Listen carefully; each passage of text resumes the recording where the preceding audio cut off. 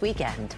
Welcome to the noon. I'm Teresa, in for Bianca Peters. First the cold, then the snow. 'Tis the season. Let's get right to Fox 5's Liv Johnson, who joins us from the Weather Center, and she's tracking the timing of this system that's headed our way. I saw a little snow this morning when I was leaving. I know there was a light dusting through some parts of the Tri-State last night, but we're expecting a little bit more come Sunday. So on our satellite radar right now, we are clear. Let's time out what we have for tomorrow. You wake up with clear skies. The chances of snow start a little earlier for places further north, but still, I think if any of this falls in parts of northern Connecticut up into the Hudson Valley, it would just be a light dusting like we saw last night. Most of it is going to come very late Saturday, 11 p.m. midnight, but really early Sunday mornings when it starts. This is 1 a.m. on our Futurecast. And I know usually we have higher snowfall totals for places like Poughkeepsie, Monticello, those higher elevation areas. But right now we're looking at actually most of the snow being in New York City, parts of New Jersey, especially down the shore, and Long Island. Teresa, I'm going to get more into snowfall totals and what we can expect later in the show. All right, Liv, we look forward to that. Thank you. We're following some breaking news this noon. A short time ago, House Democrats releasing new photos from Jeffrey Epstein's estate, including some that feature prominently President Trump, former President Bill Clinton. The new 19 photos are part of a trove of some 95,000 images that they obtained. One includes a black and white image of Trump alongside 6 women whose faces are obscured. Another features Bill Clinton with Epstein and Ghislaine Maxwell, Bill Gates, filmmaker Woody Allen, and former Prince Andrew, in others. The White House has so far not commented on these new pictures. The scandal that's rocking the world of college football, the same day the University of Michigan fired head football coach Sharon Moore for allegedly having an inappropriate relationship. He was also arrested and taken into custody for alleged assault. Fox 5's Haley Fixer is breaking this all down. What a wild story we have been following the last couple of days. It is very wild, Teresa. And, you know, this arrest really stems from allegations that include stalking and a possible mental health crisis. Now, Moore is expected to be arraigned today in Michigan around 1 o'clock. However, I just checked the court system. He's not on the calendar, and no charges have been filed yet. But let's take a listen to some of the dispatch audio obtained by TMZ Sports. Subject just called the caller, told her there's a male at the location and the house attacking her. State's been stalking her for months. The 39-year-old former head coach of the University of Michigan football team, he was let go earlier on Wednesday afternoon. Now, the athletic director said Moore had, quote, engaged in an inappropriate relationship with a staff member. University leaders, they didn't get into more details, and now we don't know who the woman is who called 911 for help. But TMZ Sports, however, says that that call was made from the home of a Michigan football employee. Let's take a listen to some more of that dispatch audio.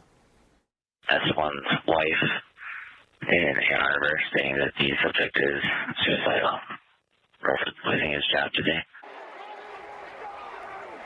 All right, we are watching this case, of course, very closely, and we're hoping to get some more of those details about what happened later today and hopefully around 1 o'clock. Yeah, and you'll be checking that court docket again. Absolutely. All right, Haley, thank you.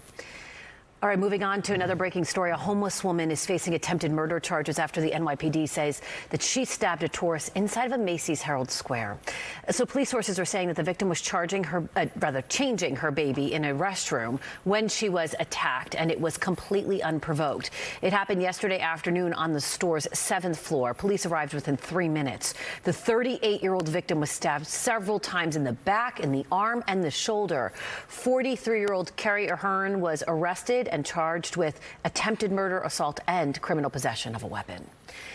More testimony today from the Pennsylvania police officers who arrested Luigi Mangione last December. Fox 5's Antoine Lewis has been in court, and he joins us live with more. Antoine, what are you hearing today?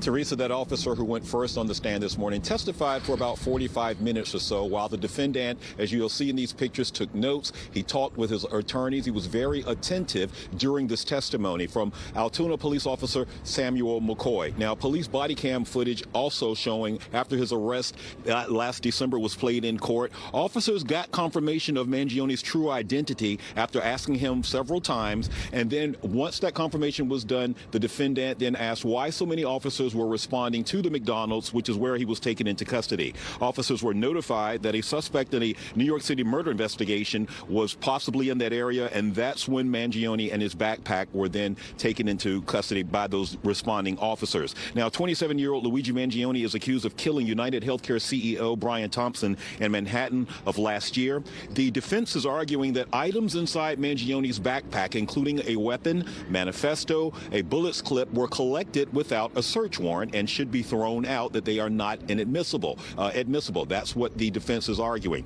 Now, the officer on the stand this morning also testified that none of the defendant's actions during his arrest were threatening, nor did they seem desperate. Now, this is day 7 of the suppression hearing as you come back to us live. And on the stand right now, right before I came down, another sergeant who was responding to that McDonald's, who's also testifying right now as to how property is handled during the intake, during the processing of a suspect. In this particular matter, Luigi Mangione has pleaded not guilty. I'm going back in court. We'll keep you updated throughout the day, but this is the very latest from Lower Manhattan. We'll send things now back inside to you. All right, Antoine, thanks for that report. Developing news, a federal judge issues an order prohibiting U.S. immigration officials from re-detaining Kilmar Abreu Garcia. In the ruling, the judge said she feared ICE might take him into custody again, just hours after she ordered his release from a detention center. The order came as Abreu Garcia appeared at a scheduled appointment at an Immigration and Customs Enforcement field office in Baltimore this morning. The meeting comes roughly 14 hours after he walked out of a detention center in Philadelphia. Officials in Washington are accusing New York of breaking the law when it comes to issuing commercial driver's licenses. Next at noon, details on the ultimatum Transportation Secretary Sean Duffy is now issuing. Plus, don't block the bus lane. The new routes in where you can get a ticket for getting in the way.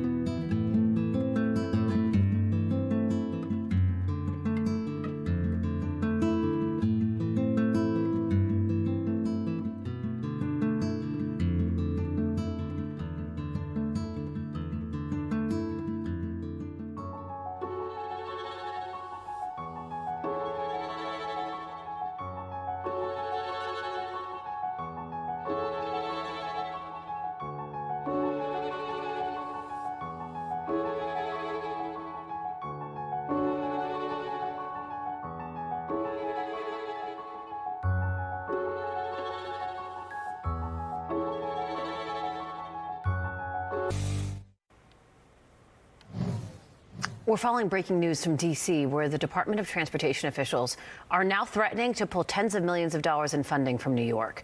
Transportation Secretary Sean Duffy alleges the state has been unlawfully issuing commercial driver's licenses without first verifying whether the applicants are in the U.S. legally and authorized to work.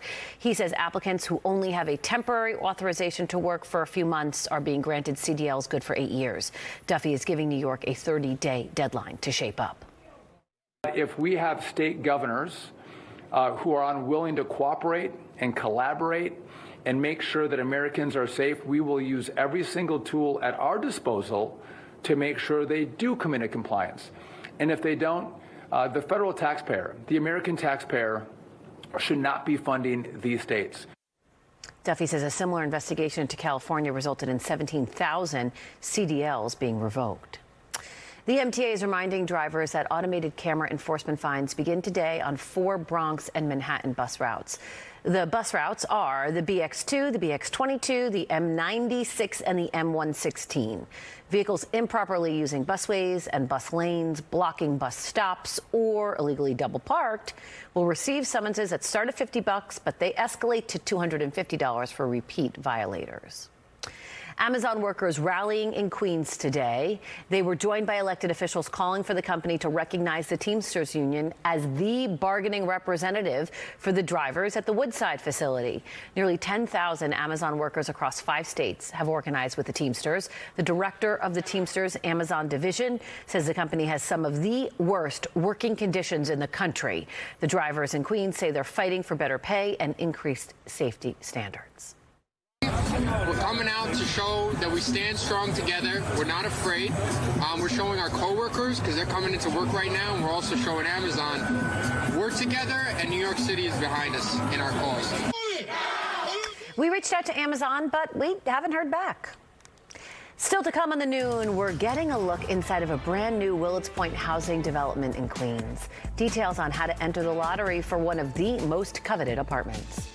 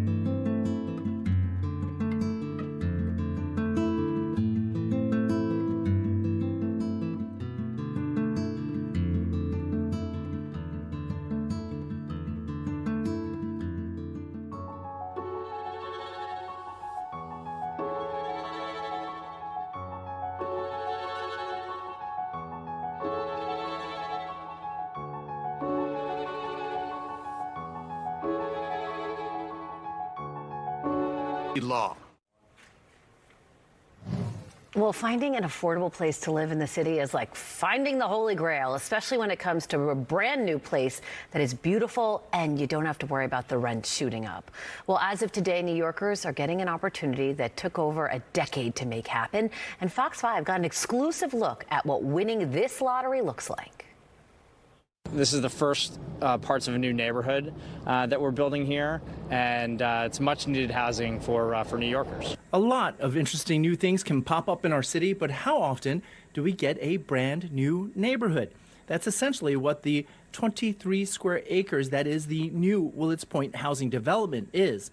And Fox 5 got an exclusive tour of the city's newest neighborhood, just as the lottery for the massive affordable housing complex goes live and opens to the public. We have many different housing options in terms of different kinds of apartments, studios, 1s, 2s, and 3s at different affordability levels. So this is just the first building. Fox 5 got to walk through the new development to see what the 880 new apartments look like.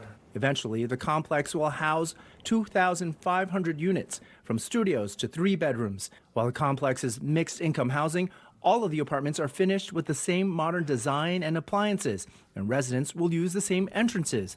The move-in date this April. The Queens Development Group expects 100,000 entries or more at a time when affordable housing is incredibly hard to come by.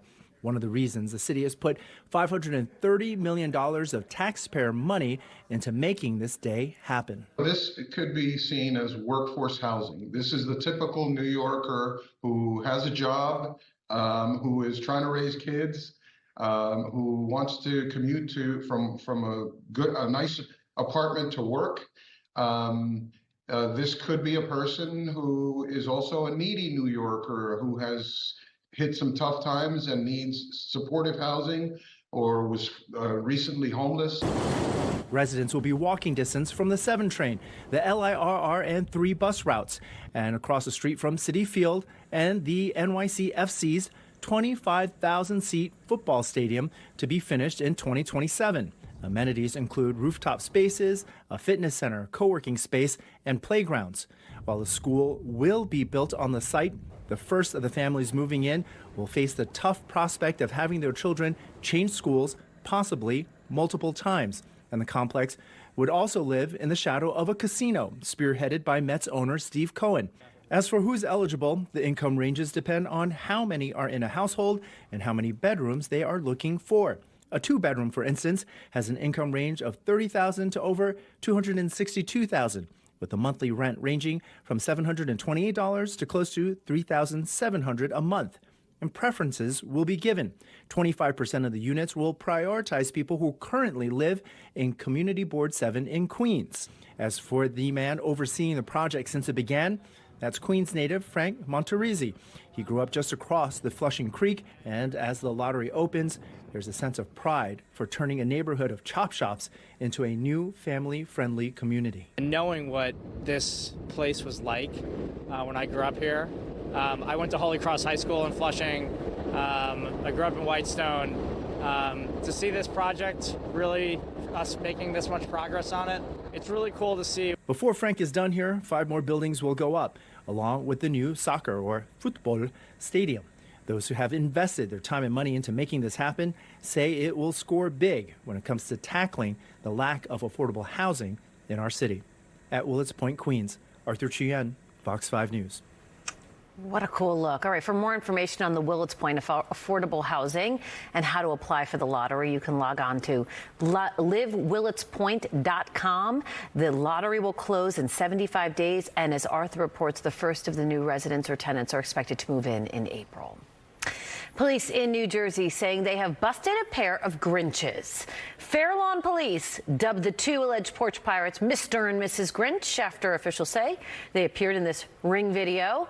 The Fair Lawn Department says they were caught Tuesday during a traffic stop. The officer who pulled them over noticed multiple packages in the back of the car, and according to officials, the suspects were linked to thefts in different areas across New Jersey, and they've all been charged. Police say the packages will be returned to the owners. Well, we want to thank everybody who made Good Day Cares a success today by donating to the food bank for New York City. Every single donation will help towards feeding New Yorkers in need.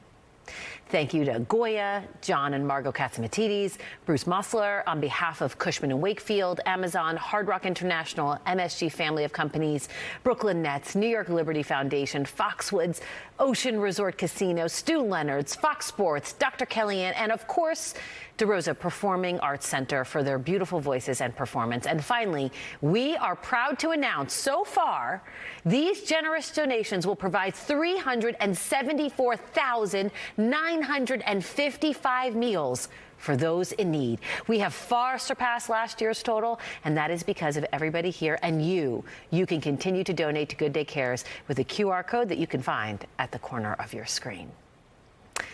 Always feels good to do good. Let's turn now to the weather to see what is in store for us this afternoon. Isn't that fantastic, Liv, to hear all about all of the meals that are going to be served and the money that's raised? Yes, that is fantastic, and it can keep going throughout the whole season.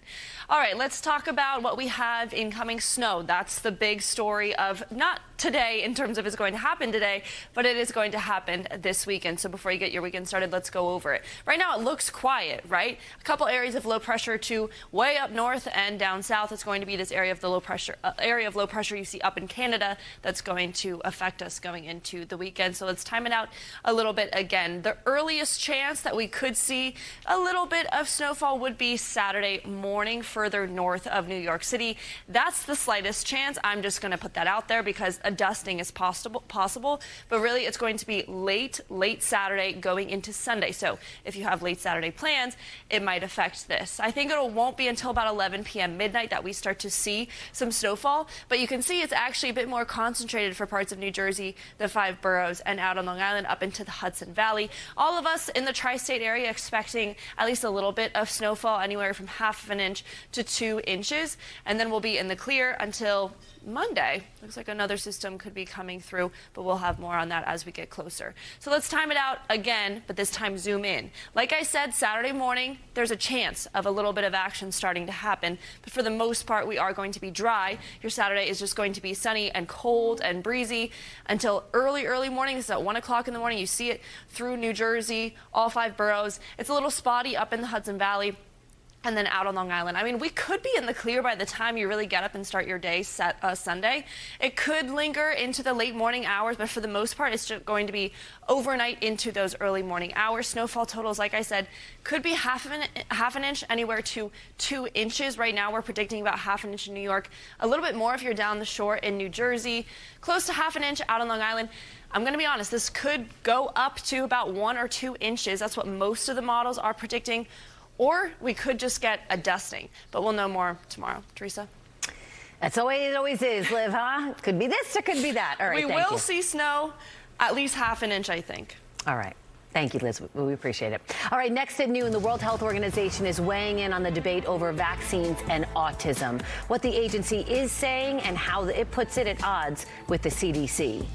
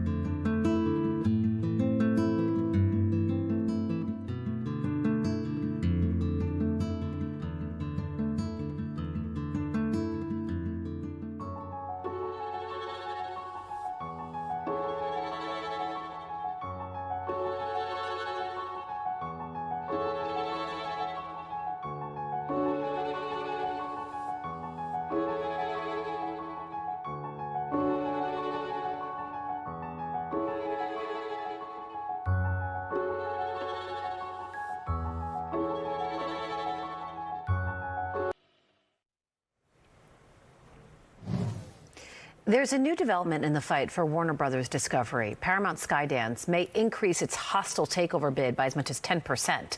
Last week, Netflix announced it was buying Warner Brothers for around $80 billion. On Monday, Paramount said it would offer $30 a share to buy the media conglomerate. Yesterday, it indicated that it is prepared to increase its bid by about 10% or $33 a share. That would amount to a total purchase price of roughly $86 billion. Researchers are now working on what is described as a vaccine for fentanyl. The drug is so dangerous that even a tiny amount is enough to cause a deadly overdose. A biotech company called Armor Sciences says it's going to begin testing its vaccines on people next year. It says its vaccine works by blocking fentanyl from reaching the brain, thus preventing all of its effects, both good and bad. The vaccine appears to offer about a year's worth of protection from the drug. Armor says it's also exploring the idea of making it available as either an injection or an oral strip. New analysis from experts gathered by the World Health Organization found no link between vaccines and autism. The organization released a statement saying this reaffirms its position that childhood vaccines do not cause autism. And it comes after the U.S. Centers for Disease Control changed its long-held stance that vaccines don't cause autism. It now states on its website that the consensus is, quote, not an evidence-based claim because studies have not ruled out the possibility that infant vaccines cause autism. Changes could be coming to a product that helps protect you from the sun. The Food and Drug Administration is proposing to add bimotrazonol as an active ingredient in sunscreens. The agency considers it to be generally recognized as safe and effective in protecting against cancer-causing UVA rays and UVB, which measures burn protection. It also has low levels of absorption through the skin into the body and rarely causes skin irritation. It's just really tough to say. It's been quite a year here in New York City. Later at noon, Time Out New York ranks the best of 2025. And we're going to give you a preview of this weekend's Eater Under Wraps immersive holiday pop-up.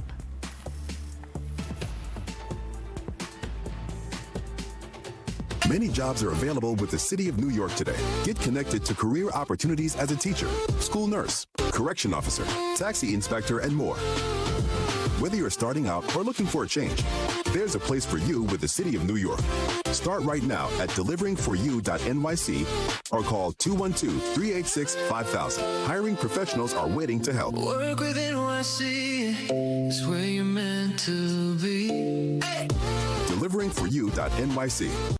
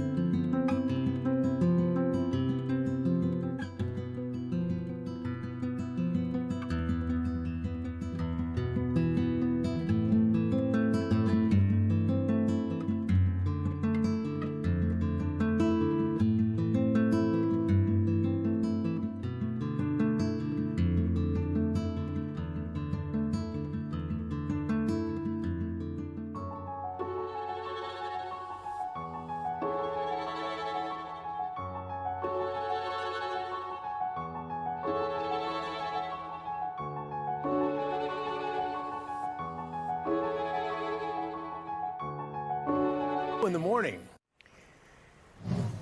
It's 12:30 now. Welcome back to the Noon. We have a lot more coming up here. 2025 is winding down, and Time Out New York is here to look back at the best the city has to offer this year, from events to restaurants and bars. Plus, there's a holiday-themed pop-up happening in Soho this weekend that foodies are just going to love. Eater's editor-in-chief is here with those details. But first, let's start outside. Get another live look at what we're dealing with outside your window. It is a quite cold day out there and quite windy as well. But the big news, the thing that everybody is focused on, is whether or not it's going to snow and when.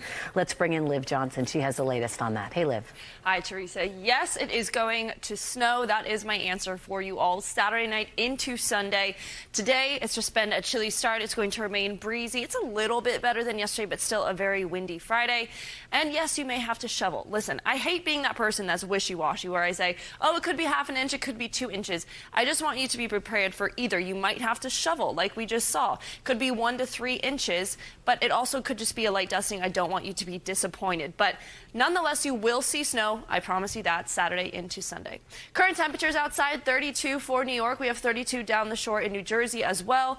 34 out on Long Island. We are just 31 up in Poughkeepsie. Monticello is in the 20s right now, just 25 degrees. Subtract about 10, and that's what it feels like. So most of us throughout the Tri-State are feeling like the low 20s, and we just feel like 13 if you're up in Monticello. Wind speeds right now, as I said, it's a little better than yesterday. We don't have a wind advisory, but it is still very breezy. Most of us are 15 to 20 mile per hour wind speeds. It's still trying to blow that lake effect snow as well, but soon enough we will have snowfall anyway. We're gusting close to 35 in New York and up in White Plains, 23 for Monticello, 25 down the shore in New Jersey, mid-20s throughout Connecticut. We'll only climb a couple degrees, so our highs, it's a little better than yesterday again. We were about 32, 33 yesterday. We expect to get up to 35, but it is going to feel like 25 when we get there. So let's track your futurecast again. Clear skies for your Friday evening, so you can make plans, just bundle up. We're going to be about freezing by the time you commute home, or maybe you have some dinner plans. We'll be at just 20 degrees in Monticello by 6 tomorrow morning when you wake up. It's still going to be a little bit of sunshine, but that cloud cover is going to start moving through. Temperatures will be in the 30s.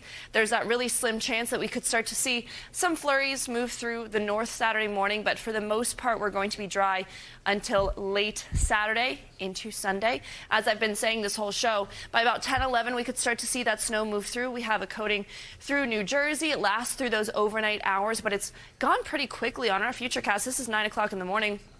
Still maybe a lingering of some active snowfall down south in the shore in New Jersey and out on Long Island, but most of your Sunday will actually be in the clear, and maybe we'll have a nice coating. Maybe you'll have to shovel.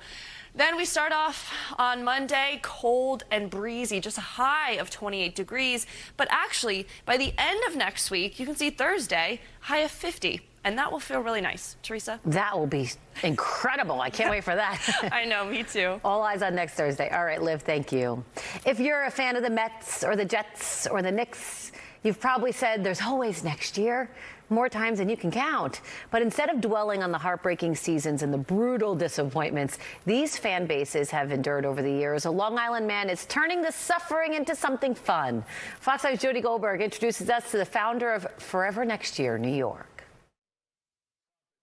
It's the kind of loyalty you can literally wear, a feeling stitched into fabric. And for 27-year-old Justin Silberlust, that passion started long before he ever printed a shirt. Growing up, it was always Mets, Jets, Knicks. Growing up on Long Island and going to many games, Justin saved everything. Ticket stubs, pictures from the games he went to, even the baseballs he managed to catch while he was there. One of my favorite players growing up was Jose Reyes. And with every season, Justin kept his head up, even when his favorite teams continued to let him down. We always find a way to somehow not end up winning the championship at the end of the season. So the finance guy took a swing at fashion, and now the same dining room room, where he once did his homework, doubles as his showroom. I'm a ride or die. I'll never change up on my teams. His brand, Forever Next Year New York. It's a tribute to everyone who's lost track of just how many times they've said maybe next season. Our teams might let us down, but we can come together. And the clothing and the merch, this is just a badge of honor. Since he started in September, Justin sold nearly 100 pieces, turning fan frustration into a community uniform. Instead of buying their favorite players' jerseys that get traded every season, Forever Next Year will always stay in style. And the movement is already catching on. This is going to go to other suffering fan bases in other states. And while the brand is Forever Next Year,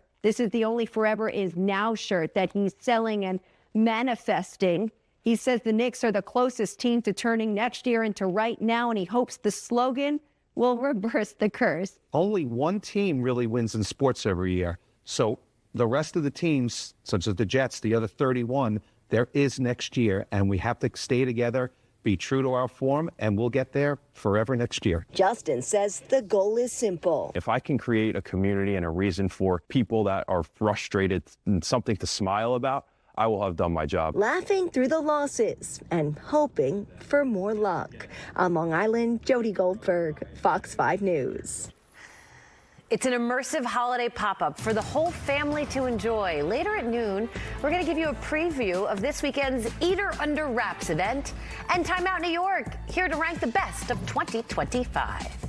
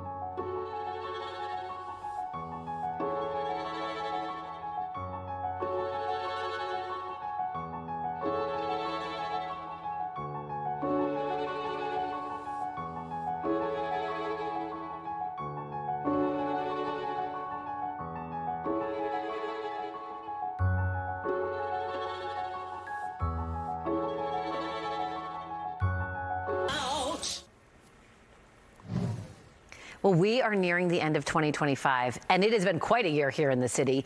Today, Time Out New York is ranking the best of 2025 from bars and restaurants, theater, cultural institutions, everything that this great city has to offer, they are ranking. Joining us now is Will Gleason. He is the content director at Time Out New York. Thanks for being here. Hi, Happy thanks holidays. for having me. It's always hard to narrow it down for this list. Like you said, there's a lot going on every year. I know. I'm sure we could do 7 or 8 of these lists. Yeah. All right, but let's first start with the biggest opening of the year. Yes, this Happens is in Harlem. a cultural cultural opening we really wanted to highlight. It's the Studio Museum of Harlem. Now, this museum isn't new. It's been around since the 60s, but it just underwent a 7-year huge renovation, and the new space is absolutely gorgeous, completely transformed. So even from outside, the building is beautiful. So much more art can be displayed. And there's this amazing hidden gem, the rooftop, that offers 360 degrees views of the city. It's amazing to go up there and see it. The art itself, you can go and see permanent collections from the 60s. Seeing the works from the late 60s is amazing, and being able to see so much more of it. And it goes all the way to present day to contemporary artists. And there's a really cool space right when you walk in called the Stoop that they've created a community space that's kind of free to enter. Community members can come and gather there. So it's a really great institution. It's been anticipated for a long time. We're very excited that it's open now. And I feel like Harlem is such a cultural gem. Yeah, There's so many different hidden restaurants, bars. This is on 125th, so there's a ton of things just on either side, up and down that street. That's great. Sure. Okay. All right. So from Harlem, let's go to the Pits, the new restaurant of the year. Yes. Where is this? This is the restaurant we wanted to highlight in Red Hook. It's our favorite restaurant of the year. It's called Pits. And it's this amazing blend of kind of a maximalist aesthetic, comfort food, but an elevated take on all of these dishes. So it's inspired by the chef's family roots in North Carolina. I was going to say, is it barbecue? Because it's, but by the name Pits, you think it might be. It's more like home country cooking. It kind of looks like your grandma's house if your grandma was really cool and the top of current food and drink trends. Okay. But the food is amazing. The one dish that everyone loves that you have to try is the pancake souffle, which is like eating this syrupy, buttery Why did you bring that cloud. with you? It's amazing. I wish. I don't know how well it would travel. But it's only available Friday to Sunday, just so people know. So try to go in the weekend so you can try that. Awesome. Sure. Okay. All right. So we had opening of the year restaurant. Let's talk about the bar, because we just had the picture up a little while ago of Schmuck's. Yeah. Which is a fantastic name for a bar. Yes, Schmuck. This also a very eagerly anticipated opening for a number of years. The bartenders behind this came from a very famous bar in Barcelona called Two Schmucks. They've been looking for an outpost in New York. They finally opened this year, and it lived up to the promise. The cocktails are astounding. They're these savory takes on drinks that you're not going to find anywhere else. So unique. And where is this? Tequila with Parmesan. The East Village. Okay. On 6th and 1st. There are like a limited number of reservations that sell out very quickly, so it's mainly walk-in. And when you go, you're probably going to see a line because it takes a while to get in most nights. But there's actually a back space in addition to the front space that's a little bit more easy to get into. So. And you said they're really cool cocktails. That's kind of what they're known for right yeah. now. I mean, really innovative takes of bread with tomato. There's a kind of a cantaloupe hot sauce type drink. I mean, you're not going to get these drinks anywhere else. It's worth waiting in line, is what I'm saying. Awesome. All right, immersive experience. Yeah, so our favorite immersive experience of the year, right under the wire, it opened recently, is Chroma. It's at Genesis House. And obviously, a lot of these immersive experiences are so visually intriguing and interesting. But the meaning and thought behind this one we really liked too. It explores Korean folk tales through visual colors and motifs and themes. So you walk through these 6 very vivid worlds of a sandy pathway or a forest, and you're hearing these Korean folk tales. It was done in collaboration with the actress Ashley Park, who helped to develop it. And it's just hearing those folk tales and exploring that culture gives kind of a really weighty second life to kind of the experience that you're having in all the spaces. All right, and before we go, because we're running out of time, the best comedy show of the year, you say, is a really cool experience, Underground Overground. Underground Overground Comedy, yeah. We love them. They're known for doing comedy shows in really unique, one-of-a-kind spaces, Katz's Deli, Economy Candy, places so cool. You're familiar with. So go on their website, see. They have a show coming up on December 18th. You can sign up for their newsletter to be on the wait list for ones that come up and see where it pops up next. All right, well, Gleason, thank you so much. There's so much more that we could talk about. We appreciate it. Happy holidays. Thanks, you too. All right, we've got a lot more coming up on the Noon. Stay with us.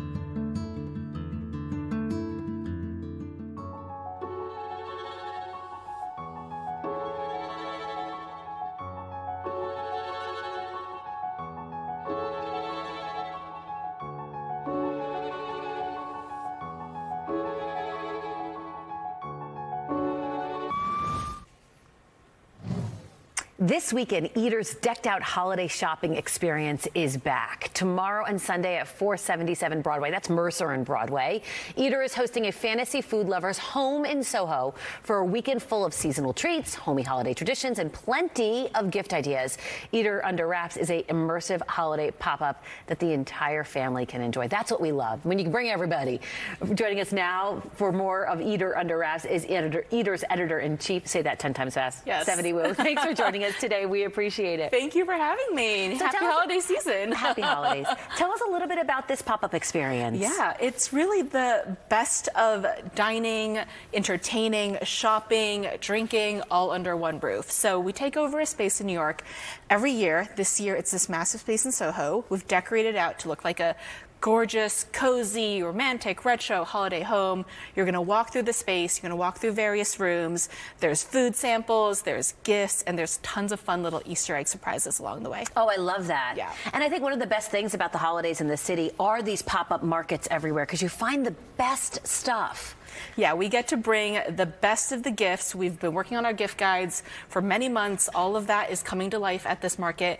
And of course, because we're Eater, we've got the best food and drink. I was going to say, you can't not have food, exactly. right? We've got samples from Mommy Pies, which is Thai chicken fingers, Bub's Bakery, this fantastic bakery that just opened in NoHo, matcha, we've got burritos, we've got it all. And we have two amazing bar partners who will be serving drinks and little snacks while you shop as well. Yeah, now you're speaking my language. Tell me about this cocktail lounge. This cocktail lounge we're taking reservations, but there's plenty of walk-ins too. Bar Kabawa and Bar Snack, two of our favorite bars that opened this year. They're going to be serving chips and dip and various snacks. Two cocktails that they've made exclusively for us, and it's just going to be a nice little moment to chill out and relax while you're shopping around. I love that. Yeah, so you said you can just kind of walk in, but you would want people to make a reservation if possible? Make a reservation if you want to make sure you can get a table, like every other hot bar in New York City. Where do you make a reservation? Do you do it on Resy, or how do you go about doing it? Head to eater.com. You'll find all the information there. I love that. And, you know, we were saying that there are so many different holiday markets, but what's so unique about this one? Because others have food and great gifts, so what's the Eater twist here? Absolutely. I think of it as Eater's gift guides come to life. Like I said, we've been working on these gift guides for so long.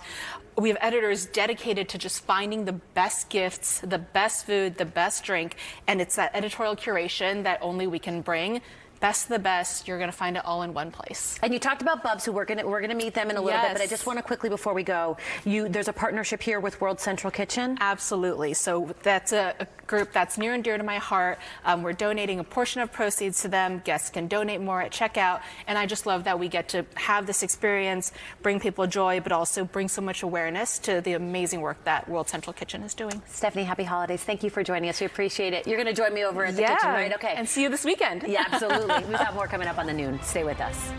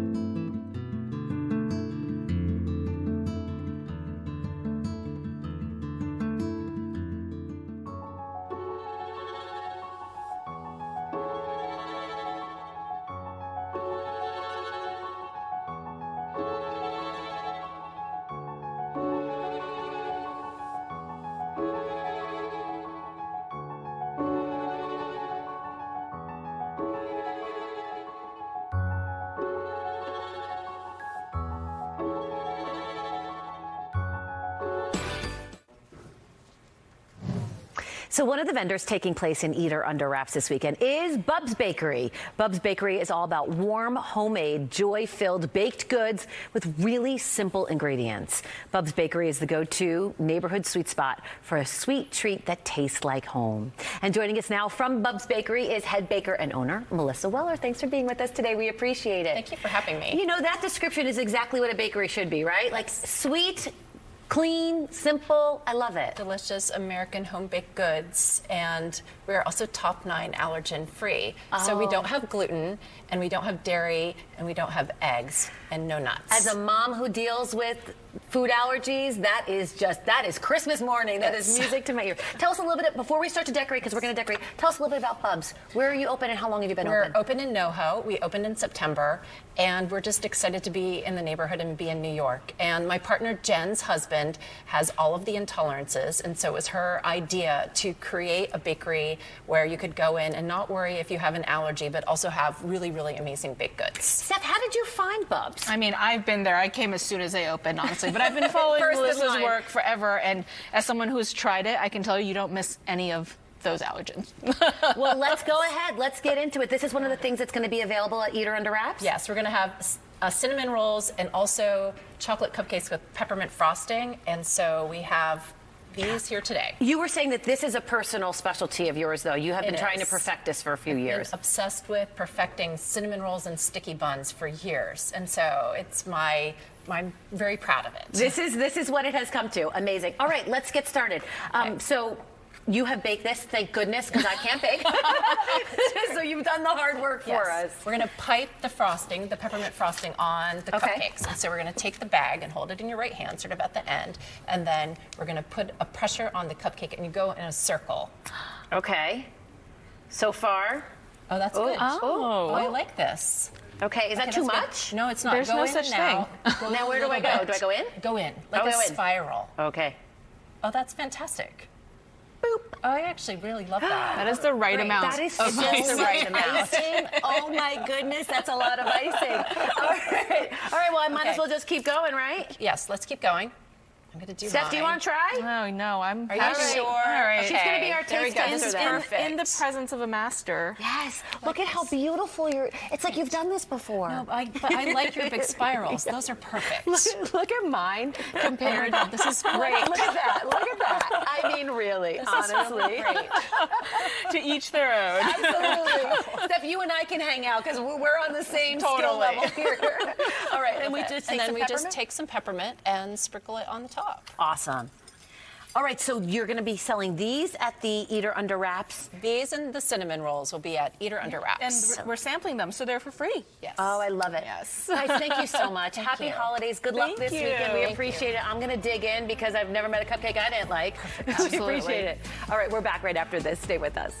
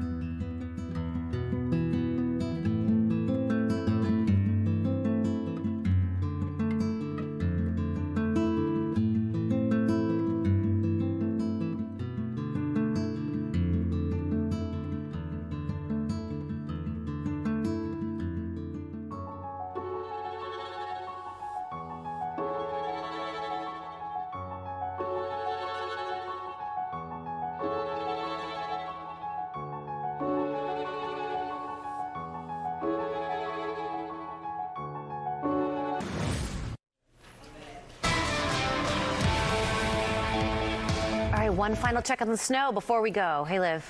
Hey, Teresa. So for today, a high of about 35 degrees. We do have sunshine on our side, but the winds are against us, so it's going to be another breezy afternoon. You can expect temperatures to always feel at least 10 degrees cooler than it actually is outside. Satellite radar is clear today. We do see some lake effect snow still trying to be pushed down to our area, but that starts tomorrow evening. Let's go through this futurecast one more time.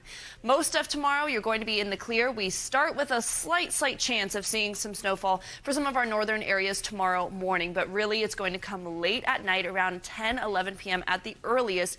Most of it's going to be overnight. Notice how it's a lot widespread through New Jersey compared to up in the Hudson Valley. The Jersey Shore, I think, is going to get the most amount of snow. I could see 3 to 5 inches at the most, but it could be more like 1 to 3 inches. Either way, most amount of snowfall is going to be down the shore. It lingers there a little bit further. Here in New York City, I'm going to predict between about ½ an inch to 2 inches. Same thing out on Long Island. We are all going to at least get a dusting throughout the entire tri-state area. It will be done before really late morning Sunday.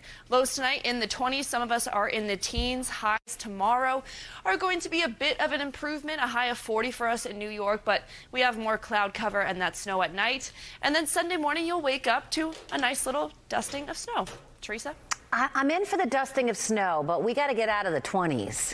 Yeah, well, that does happen next Thursday. Okay. Thanks, Liv. We appreciate it. Have a great weekend. And that's our show. 25 Words or Less is next. We'll see you back here Monday. And if you want more news, tune into the Fox Local app. It's streaming right now. Have a great weekend.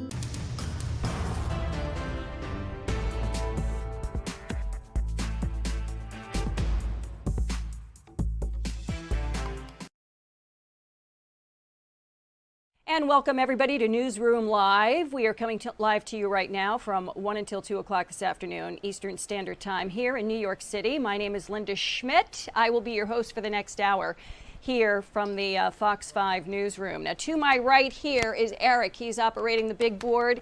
To my left, we have Jonah over here. He's helping us out with Zoom interviews today. We've got some live Zoom interviews coming up, in addition to plenty of other news stories going on. Hi, everyone. I'm Linda Schmidt. We got a cold day here in the city on this Friday. We have snow in the forecast. We're definitely going to be talking to you about that coming up. But first, major breaking news going on today. 19 photos have been dropped by the House Committee, by Democrats of the House Oversight Committee. They dropped those pictures earlier today related to Jeffrey Epstein. Now, this is file footage here. The disgraced sex offender, convicted sex offender, he committed suicide while he was in prison here in Lower Manhattan back in 2019. He committed suicide while he was awaiting trial again, this time on sex trafficking charges. Well, he has been tied to just about every industry. He was very well known, and he was linked to many industries, just about everything that you can think of. He was a financier. He had ties to banking, the finance industry, major universities here in the city, Hollywood, health research, even the royal family. So the House committee which includes both Democrats and Republicans investigating the case and the release of pictures and other information about the Epstein files, which has been an ongoing controversy politically and otherwise.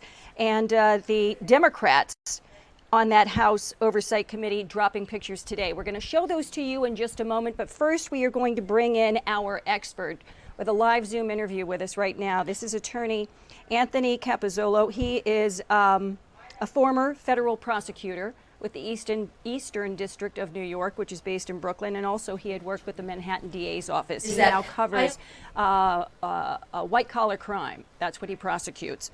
Attorney Capozzolo, thank you so much for joining us today. We really appreciate your time on this because it's a very important story. Thanks for having me. Okay, wait just a second. Can you hear me okay? Because I couldn't hear you. Yes, I can hear you. Okay, I can't hear Anthony. Okay, so can we go ahead? We got to fix this. Yeah, we just have to fix the audio, so just give us No one problem. moment here. We'll do it from here? Yeah. Okay, alrighty. So Attorney Capozzolo, we're going to go ahead and we're going to show some of those pictures because the pictures that have been dropped show Jeffrey Epstein with very well-known people. So I want to go ahead and see those. Here he is with Steve Bannon. Steve Bannon is a political strategist, very active in President Trump's first presidential campaign, and also a former investment banker. Obviously, the two of them talking in what appears to be Jeffrey Epstein's office. And there's some picture there on the desk, which some news sources are saying the picture on the desk shows what appears to be a young woman who's passed out on the floor and her face is covered up. They've blocked out her face. But anyway, that's on Epstein's desk. Let's go to some of the other pictures here, Eric. Here we've got him with the lower right, the man with the blonde hair there is Richard Branson, a billionaire investor. He also started Virgin Atlantic Airlines, in addition to many other businesses. Eric, let's go to another picture. Here we have him with former President Bill Clinton. We have seen some of these pictures here before.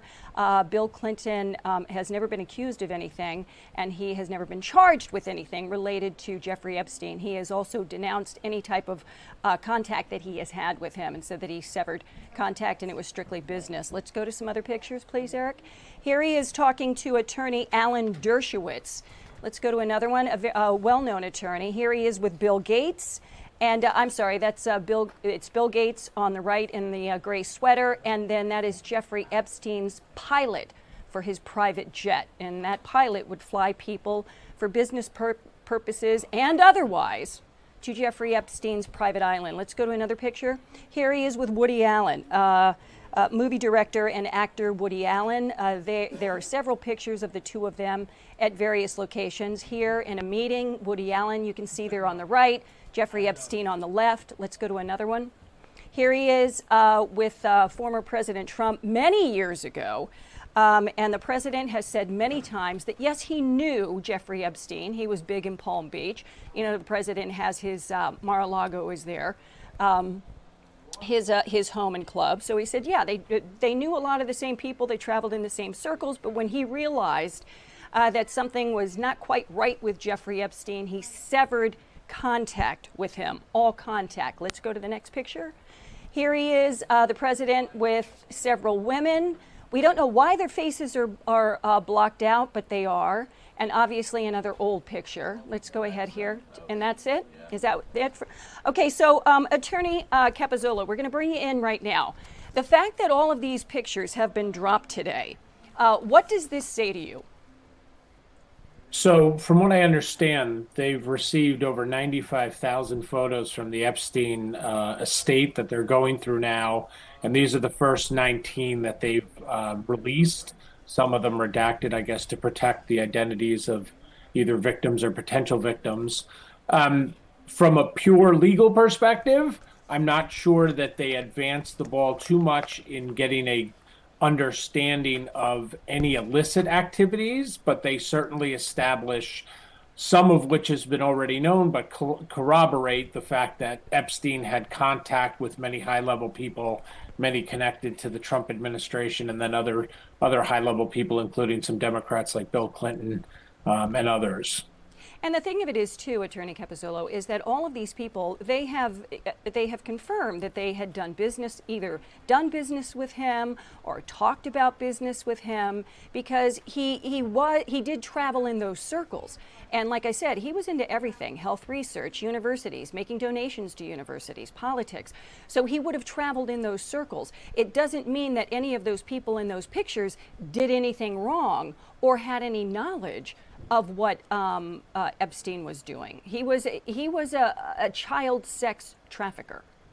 Yes, and it's got to make that very clear that, again, none of these photos, I think, would advance any argument that any of these individuals participated in any illegal behavior.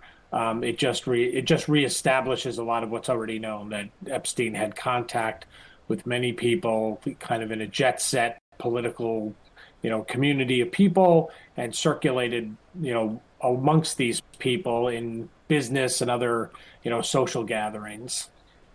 And like you said, they've got 95,000 pictures, photos. They're going to be releasing even more of these. And, he committed suicide in jail in Lower Manhattan, as I said earlier, back in 2019, while he was awaiting trial, Jeffrey Epstein, on sex trafficking charges. What do you think about all of the other pictures, the photos that will eventually be released? At least that's what the public is hoping. So what do you I don't think know that what would mean? I don't know what's in them, but I can tell you from the Trump administration perspective, probably not happy to hear that there's 96,000 other photos, merely because every time they release these photos, it's going to get a breaking news coverage. It's going to remind the entirety of the United States that watches TV that he had connections to Epstein, and it's going to further cement in the people's minds that there's a strong connection between Epstein and Trump. Whether they prove that Trump ever behaved in an inappropriate way with Epstein or not, it's just a constant drumbeat. So from a political perspective, more than a legal, I think that the 96,000 photos is something that I'm sure the Trump administration is not happy to hear. They'd probably rather have them all released at once rather than 19 at a time over the next 3 years. That's right. The slow drip, drip, drip of this, and because it's been a controversy, obviously, and understandably from the very beginning. But the thing, though, too, the president has always said that he had severed ties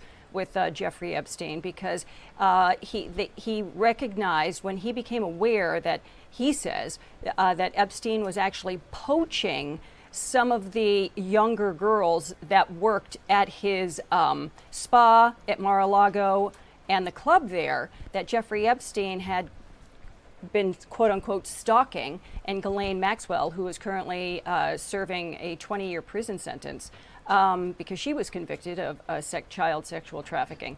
That once he realized that he was poaching people and he got wind of what was going on, that he severed all ties with Jeffrey Epstein. He's been saying that from the very beginning. Yes, and again, the photos potentially could either corroborate or dispute some of those contentions. If there are photos with Trump and Epstein after the time period when he says he severed ties with them, that would obviously contradict that version of events that the Trump administration has put forward. If there are no photos of Trump with Epstein after a certain date, then maybe that would tend to corroborate his position that at some point, for reasons that he's explained or other reasons, he severed ties with Epstein when he did. And Congresswoman Marjorie Taylor Greene, now she has had a major fallout with the president. She is a staunch supporter of his, and she continues to support his policies. But she said she had to draw a line in the sand because she wanted all of the Epstein files released. And she said when she talked to the president about that he was very unhappy, her words, that he was very unhappy with her, and that he said, a lot of these pictures and a lot of the information in the files should not be released because they were, quote, going to hurt a lot of people. That's according to Marjorie Taylor Greene. What's your take on that? So it just depends on what people mean by hurt. If people had inappropriate relations with Epstein, is that hurt or is that justice? It's kind of in the eye of the beholder. Many of the victims who are terrified of telling their story publicly because they're afraid of being sued by probably some of the more powerful people who Epstein related with, I think a lot of them want all this information out there because they want these issues addressed, because they don't feel like the justice system brought them justice by holding the people who abuse them accountable. So it's really the eye of the beholder as to what hurt means. Absolutely. It depends on what your definition of it is. And as an attorney, if you represented any of these folks that are, and these are high-powered people, high-profile people, if you were their attorney, what would you say to them? What should they be doing right now that these photos are being released? And there are going to be more. And again, it could be a slow drip over the next 3 years. So as an attorney, if you represented any of these people, what would you be telling them to do? The best defense in this case may be a good offense, which is to get as good an understanding of what the relationship was and what evidence there might be in those records that might come out associating, that hypothetical client with Epstein. And then the best thing might be to just get out in front of it, lay out publicly what the relationship was, what you expect the evidence to be, and decry Epstein for his behavior if you had no participation in that conduct. So if you were just someone who dealt with Epstein on a purely business level and weren't aware or ever visited the island, you want to get that out there right away, so that as the evidence comes out and tends to corroborate that, then your client looks better. But the worst thing you could do is say nothing and have more and more evidence come out that you haven't gotten in front of. I think most people would try to get out in front of it.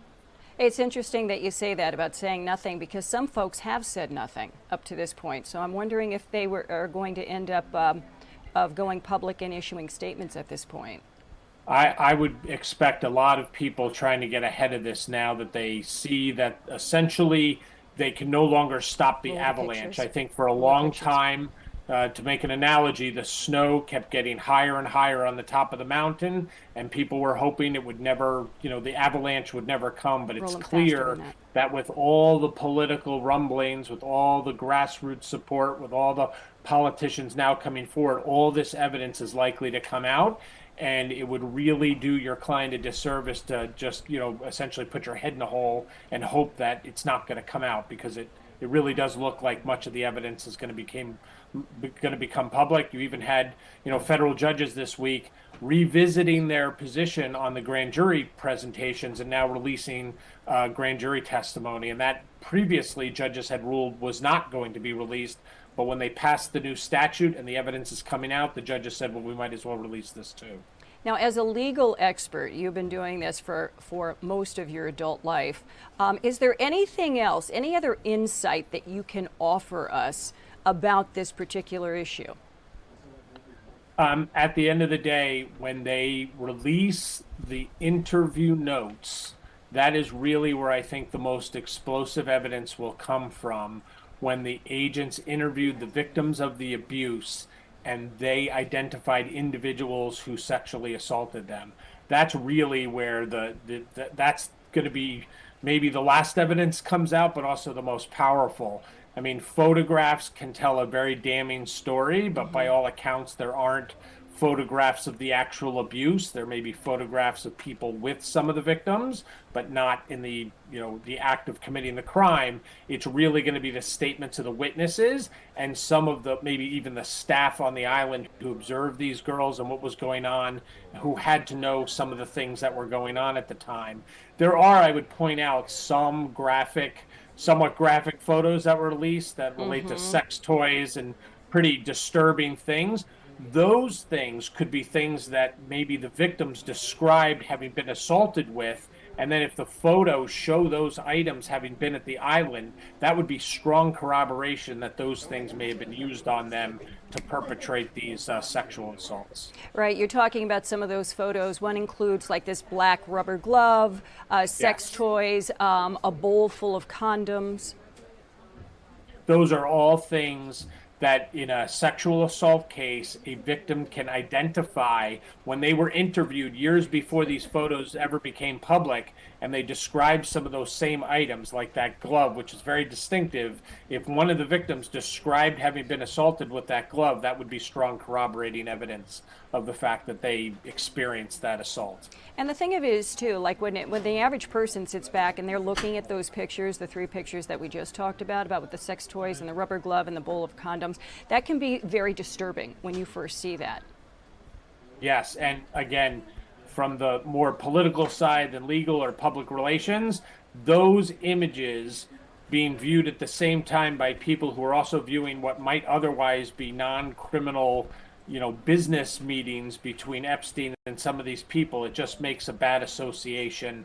And again, like you were saying, a public crisis nightmare for many of these very high-profile people who I'm sure are going to go out there and continue to push their versions, which many have, that they had no participation in any of the activities Epstein was going to be, was prosecuted for. All right. Okay. Well, I'm sure we're going to be talking to you about this issue again in the future, because this is not going away. Like you said, this is going to end up being a slow drip, drip, drip. Attorney Anthony Capozzolo, thank you so much for your insight and your input here today. We really appreciate you joining us. Thanks for having me. Okay. Have a great weekend. You too. Okay, folks, we're going to take a quick break. When we come back, we're expecting snow here in the city. It's a freezing day here in New York, and we got lots of other news to talk to you about. So stay with us right here on the Fox Local app and also the Fox YouTube channel. We'll be right back.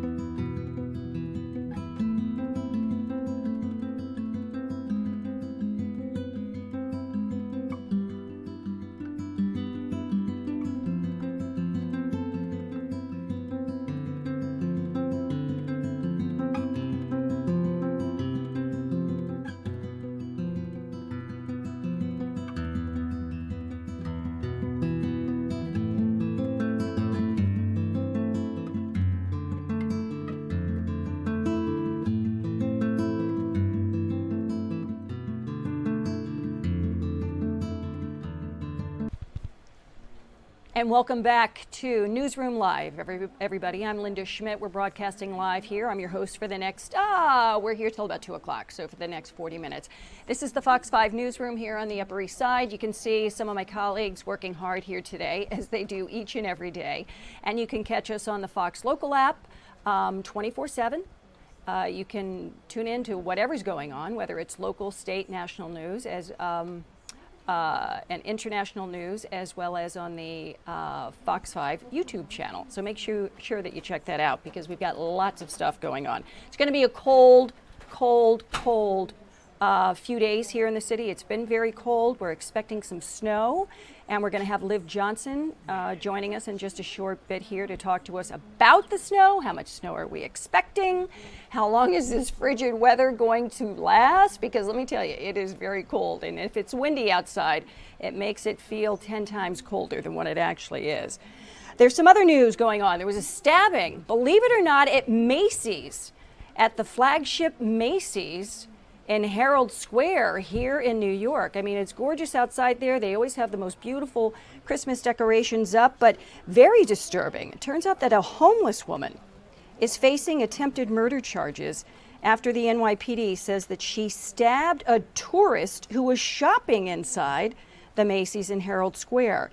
Now, police sources are saying that the attack was completely unprovoked, that this tourist was just shopping, and then suddenly yesterday afternoon, it happened on the 7th floor, the 38-year-old victim was stabbed several times in the back, the arm, and the shoulder. Under arrest right now, 43-year-old Carrie Ahern. She was arrested and charged with attempted murder, assault, and criminal possession of a weapon. Again, a homeless woman accused now and charged of just stabbing a tourist who was shopping in Macy's in Herald Square on the 7th floor. And then another major story. I'm sure you've heard about this one, involving the former Michigan head coach, Sharon Moore. We can go ahead. We're going to go to that video. He was charged on Friday. We're going to go to that. We have it. There we go. I see his face right there. Here we go. This is the former head coach of Michigan University, Sharon Moore. He was charged on Friday with home invasion and stalking, and that was days after being fired by the university. Now, police say that Moore unlawfully entered the home of a woman that he had dated, and he has now spent 2 nights in jail since his arrest on Wednesday. Michigan, by the way, the university fired the 39-year-old coach for what it called an inappropriate relationship with a staff member, calling the conduct a clear violation of university policy. Now, Moore, by the way, he's married, he has 3 children, and he is not going to be receiving a contract buyout because he was terminated for cause. Now, he had just signed a 5-year, $5.5 million per year deal that happened last year after replacing the former coach. Now, the person who is going to serve as the interim coach is going to be Biff Poggi as Michigan prepares for the December 31st Citrus Bowl, and they're going up against number 14 Texas. Now, the fallout here could end up affecting player transfers and donor support as well, because, you know, donors and alumni, they are not happy about this news at all, adding instability to college football's winningest program. All right, folks, Kristi Noem is speaking right now. Okay, right now we are going to go to ELC 5. This is where Kristi Noem, Homeland Security Secretary, the Homeland Security Secretary, is speaking at an event right now. Let's go ahead and listen in. That we're on our terrorist watch list from January through November. And we're driving that number up every day. That is not counting the individuals that were arrested and encountered by other agencies or departments. President Trump has designated many cartels and gangs, other criminal groups such as foreign terrorist organizations, and designating them under that allows us to go after those killers with more tools than we've ever had before. Through our Homeland Security Task Forces, which I co-lead alongside our Attorney General Pam Bondi, DHS is working with other departments as well as our international partners and organizations to crack down on cartels and terrorists and other transnational criminal organizations. Since late August, the Homeland Security Task Force has seized more than 461 metric tons of drugs and millions of dollars in assets. Last weekend, CBP under the Homeland Security Task Force stopped nearly 6,000 pounds of meth from coming into the country from San Diego at a port of entry. And that bust would not have happened without the robust security that we have at the border. The bottom line is that we're driving the cartels out of business. And we're ending an industry that profits off of the deaths of millions of Americans. Fentanyl traffic across our border at the southern border is down 56%, and that means that fewer families will have to live with the pain of losing a loved one. We're taking the fight to make America safe again to our enemies, and we're going after them on the high seas as well. We know that our maritime borders need to be defended, and since January, the U.S. Coast Guard has seized enough cocaine to kill 177 million Americans. That's 2/3 of our country's population. By keeping criminals and terrorists and drugs out of our country, we're saving American lives. And we're sparing American families from the pain of illegal alien crime and the heartache of drug addiction and fentanyl poisoning. But we know that our threats are ever evolving, and that's why you're here, and that's why I'm grateful you made it a priority to be here today. We need the improved technology, the intelligence, and the expertise that you bring to the table to stay ahead of our enemies. Thanks to the big, beautiful bill, we have funding that we can make sure that the Department of Homeland Security has what we need to get equipped to prepare for the future. We focus on merit. We're ensuring that we get the best products so that we can keep the American people as safe as possible. And as a result of everything that we've been doing, Americans are getting back to work after years of illegal aliens taking their jobs and flooding our market and using those resources to support other entities besides American families. In the first 8 months of the Biden administration, 88% of new jobs went to foreign-born workers. In the same period under President Trump, 100% of American jobs went to American-born workers. Overall, that's more than 2.5 million Americans that went back into the workforce. Now, as President Trump continues to stand up for our citizens and prosperity on the global stage, he also is working to enforce American tariffs. CBP is responsible for implementing and for enforcing all tariffs, and in January, CBP has collected $1 billion from tariffs, taxes, and fees. And what there actually are and what we are utilizing them for is a negotiating tactic. They serve as a stick, so to be, to bring people to the table. And if a company or a country doesn't like tariffs, a simple solution exists. Invest in America. Meet our demands. Meet our safety protocols. You won't regret it. You won't have any tariffs, and we want to do business with you if we do it the right way. And we will rely on our international relationships and partnerships to keep our country safe. As President Trump's DHS secretary, it's been an absolute honor every single day to get up and to have a purpose of safety and security with the United States and be able to negotiate with our international partners. And since January, we have secured, under the Department of Homeland Security, over 30 international agreements that don't just tighten our security operations, but they also help us with travel, and 17 of those I have personally signed with our international leaders. For example, the biometric data sharing partnership agreements that we've signed with countries in the Western Hemisphere have allowed us to identify threats to the United States and to the region. And these data exchanges have allowed us to better understand the movement of bad actors in the hemisphere and identify them if they come to the United States. Many of you have the technology and the innovation to help us do that even better. And among those that we have identified, we have found nearly 100 known and suspected terrorists just from those agreements that we've signed in the last several months. America is not just a nation that is important, but it also needs to refocus on being the Arctic nation that it is, and we have been since the 1850s. Under President Trump, we're finally acting like it. We need to revamp our shipbuilding industry to revitalize the Coast Guard to help defend it. And last month, I hosted the ministers from Canada and Finland here in D.C. to continue our icebreaker collaboration effort, our ICE Pact, to strengthen our maritime capabilities, to rebuild America's shipbuilding industry, and to increase our presence in the Arctic region to deter our adversaries.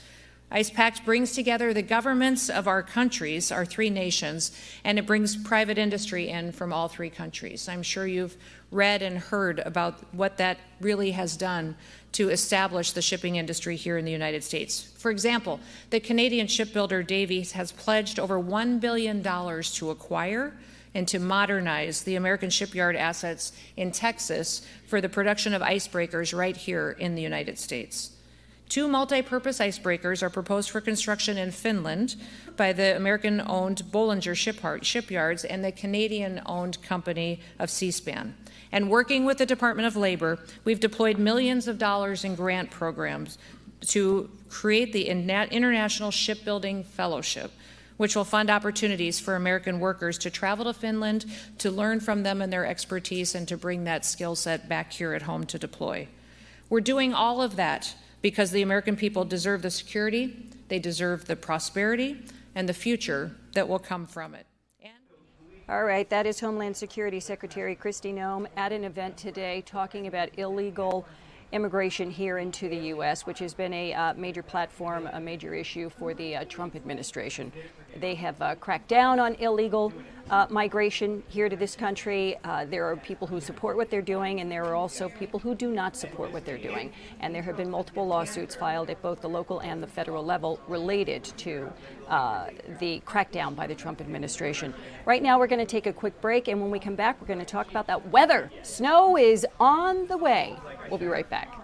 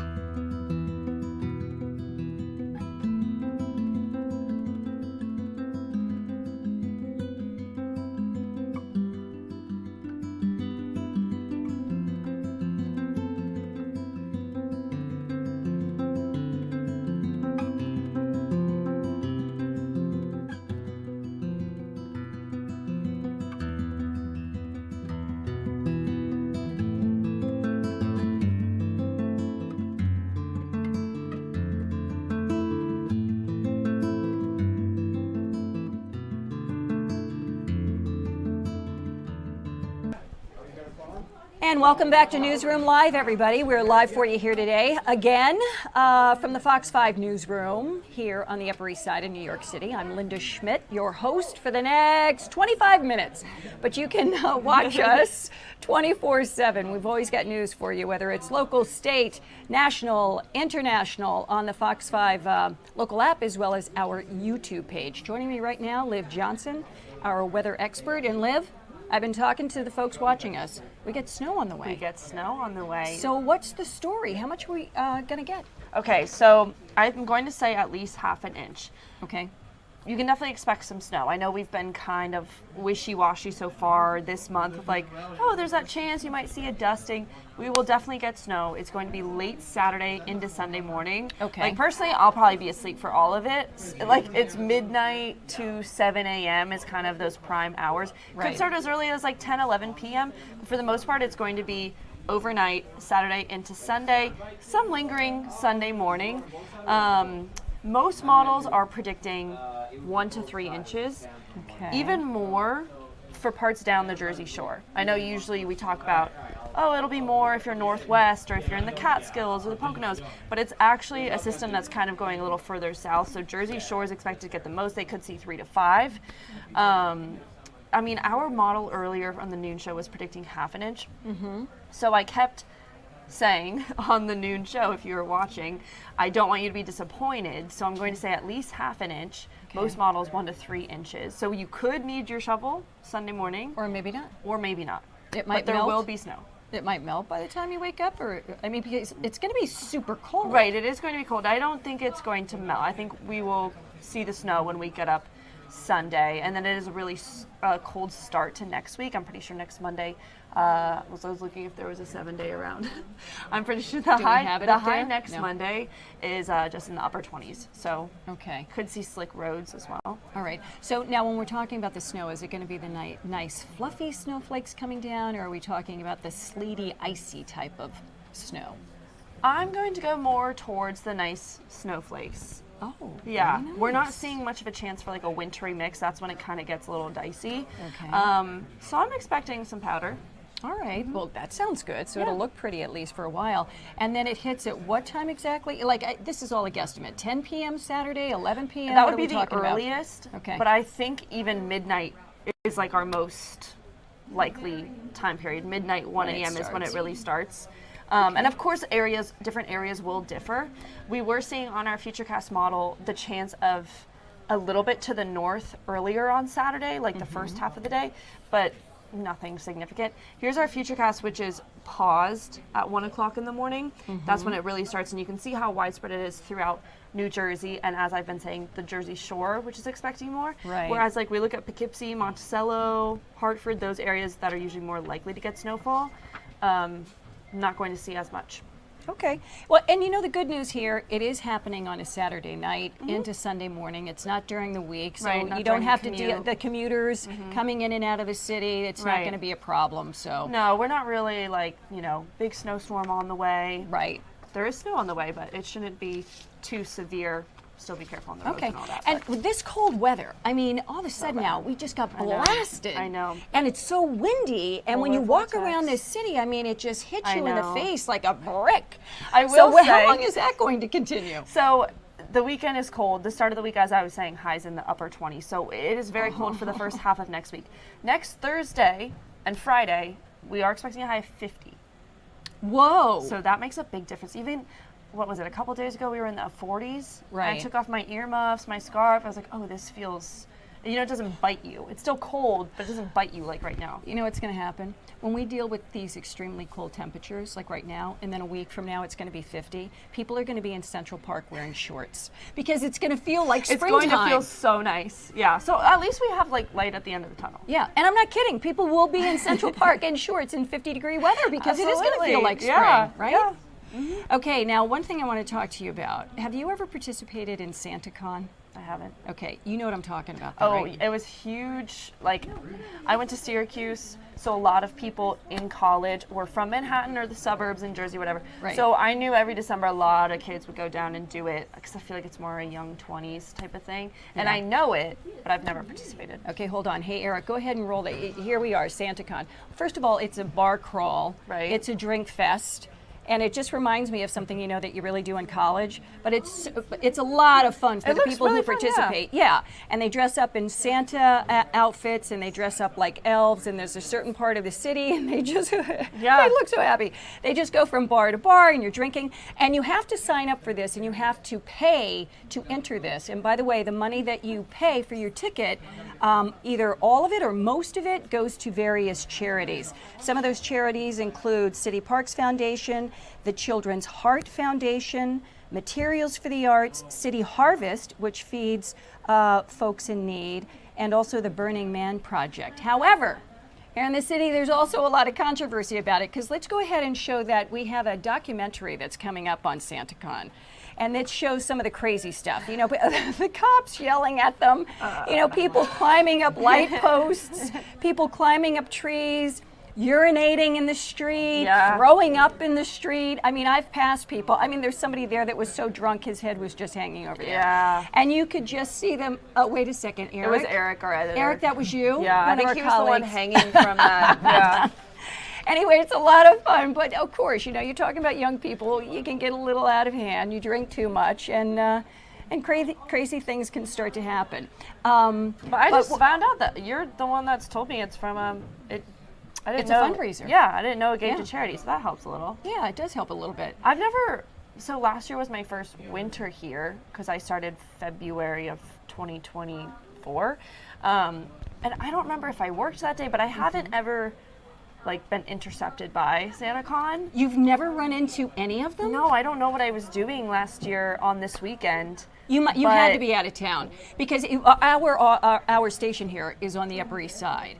And this is not even part of the bar crawl. And you will see people who live up here who are dressed up like Santa Claus and the elves, and you'll see them walking around and heading, to Midtown and downtown, because that's primarily, I think it's below 40th Street, where all of the action happens. But you definitely see them walking all over the place. You must have been out of town. Yeah, maybe I was.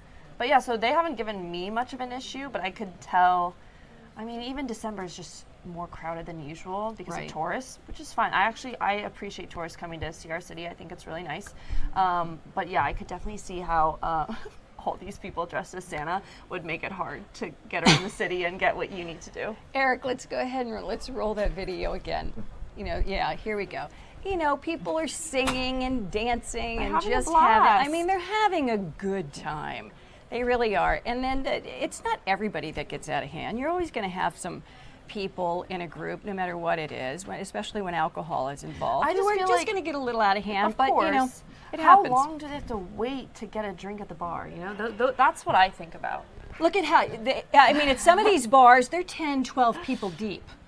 Yeah. So it's a long time to get that beer. Right, exactly. And then you're sobered up and then you're double and you're fisting it. surrounded You know by what I all mean? these people. Yeah, you're getting a beer for your right hand, your beer for your Yeah. left, and you're just going at it. And it's a bar crawl, and you're young people. So anybody who's watching this that is participating in it, try to exercise some, a little bit of restraint. Have a great time. We understand you want to have a good time. If I was in my 20s, I You'd be might at be SantaCon? participating in this. You know, I went to Penn State, which is a big party school, so I know, I understand partying, but you don't want to get out of hand. You don't want to be on the side of a building throwing up. You know, it's not a good look. I mean, it helps the next day at the very least. At least it's for a good cause. It is for a good cause. All the puking and urinating on the street, just remember that, folks. It's Just for a good try cause. to avoid that. Yeah. All right, thanks so much, Liv. I appreciate course. it. Have a great weekend. Thank you Good so luck if you're much. walking around the city tomorrow. Thank you. All right. We'll be back in just a minute. We're going to take a quick break. Stay with us.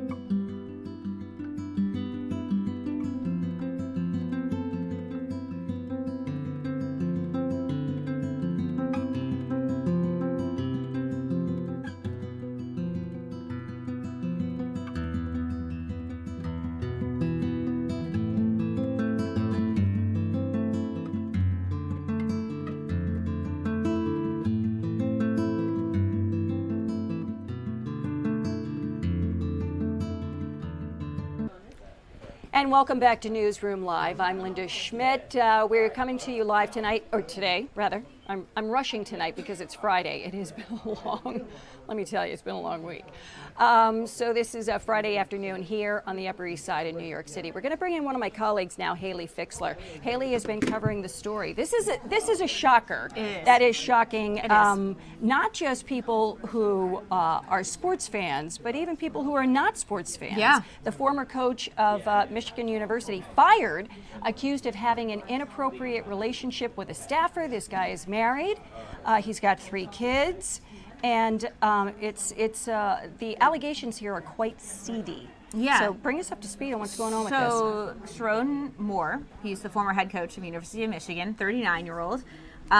He was arrested Wednesday night, and he just had his arraignment earlier this afternoon, just less than an hour ago, actually, for felony third-degree home invasion, stalking, and breaking and entering. So he was, police were called Wednesday afternoon around 4 o'clock. A woman called police saying that a guy was acting suicidal. I think we actually have some sound dispatchers. If we could play that, they explain it pretty well. Okay.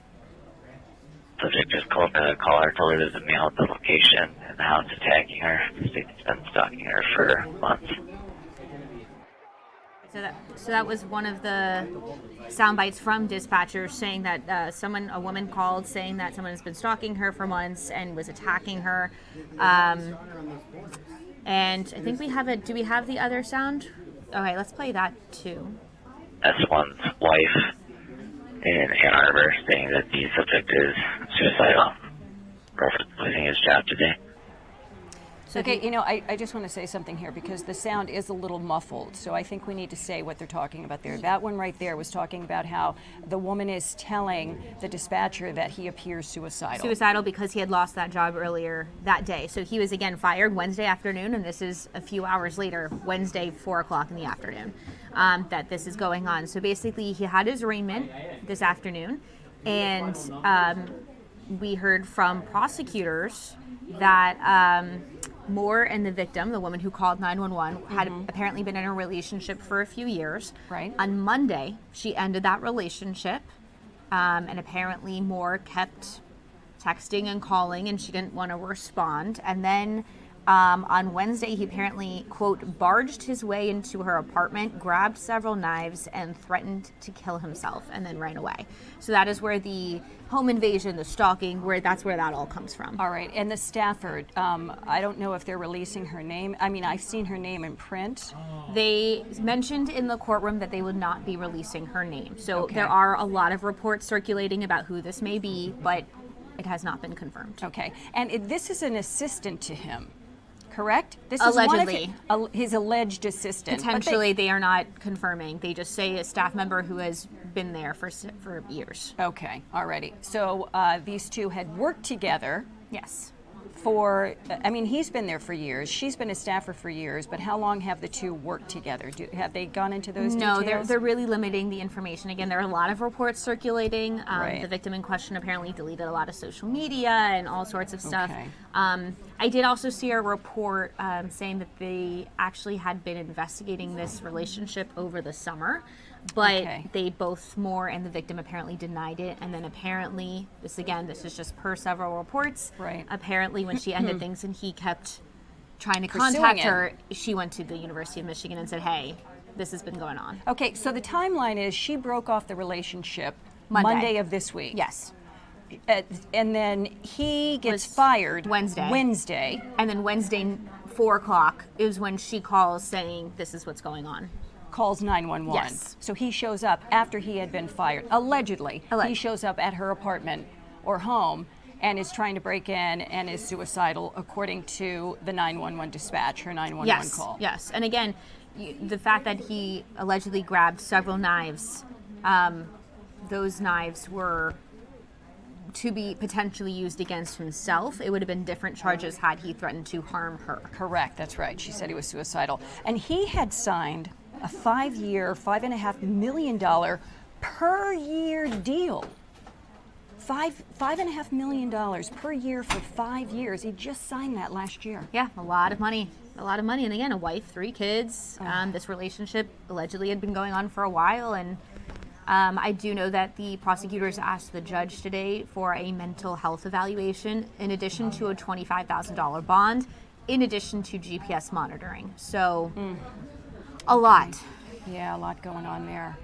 Well, I appreciate you stopping over and filling us in on the very latest on this. I mean, whenever you hear these type of stories, it's tragic, it's sad for the families, it's sad for any alleged victim.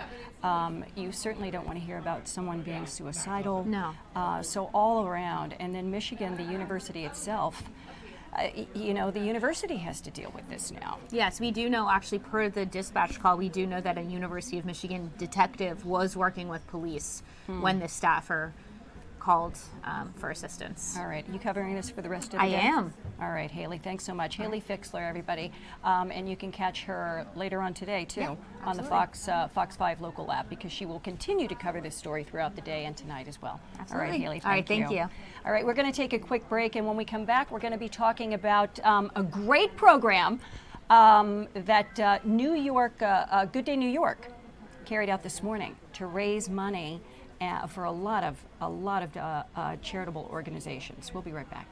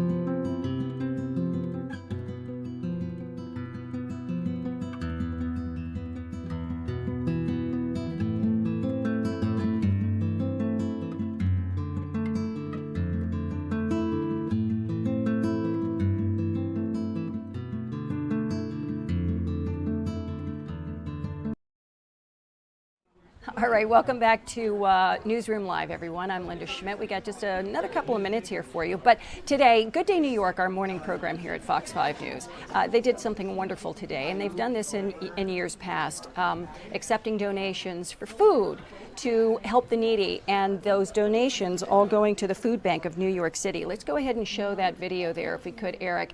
Good Day Cares is what the program is called, and they have people from all over the place here in the city. Goya, John and Margot Katsamatidis making donations, Bruce Mosler on behalf of Cushman and Wakefield, Amazon, Hard Rock International, MSG family of companies, the Brooklyn Nets and the New York Liberty Foundation, Foxwoods, Ocean Resort Casino, Stu Leonard's, Fox Sports, Dr. Kellyanne, and of course, DeRosa Performing Arts Center, lending their beautiful voices and their performance to the program earlier today. And my colleague, Ryan Christopher from Good Day New York, was out on the street today talking to some of those fabulous companies who made donations. Let's go ahead and watch him. What's going on? That's right, guys. Good morning. Happy Friday to you, and Good Day. I need you to cue me last year, we were able to come up with 204,000 meals for New Yorkers in need, and this morning we got our boys from Goya. What's up, fellas? Good morning to you.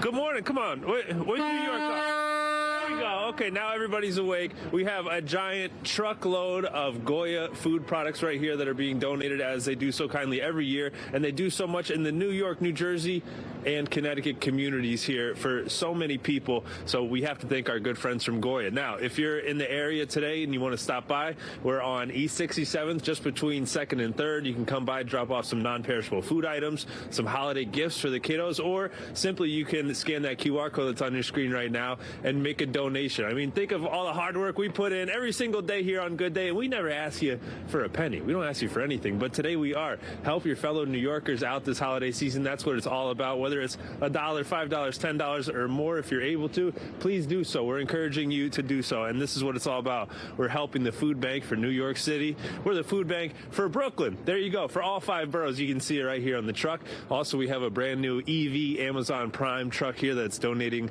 a bunch of toys to kiddos as well.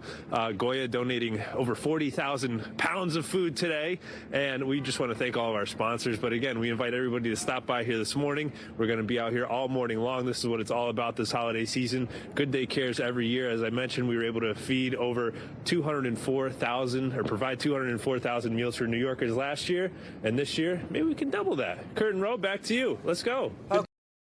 That was great. All of the folks there at Good Day, New York. That was earlier today. And by the way, so far, all of the generous donations for Good Day Cares will be providing, now I'm looking at a report here, 374,955 meals for those in need. And so far, as you just heard Ryan just say there, we have surpassed last year's total. And that's because of everyone generously donating. And again, I want to go ahead and mention some of those folks again. We're talking about Goya, John and Margot Katzimatidis, Fox Sports. We got the MSG family of companies, the Brooklyn Nets, New York Liberty Foundation, Foxwoods, Stu Leonard's, Dr.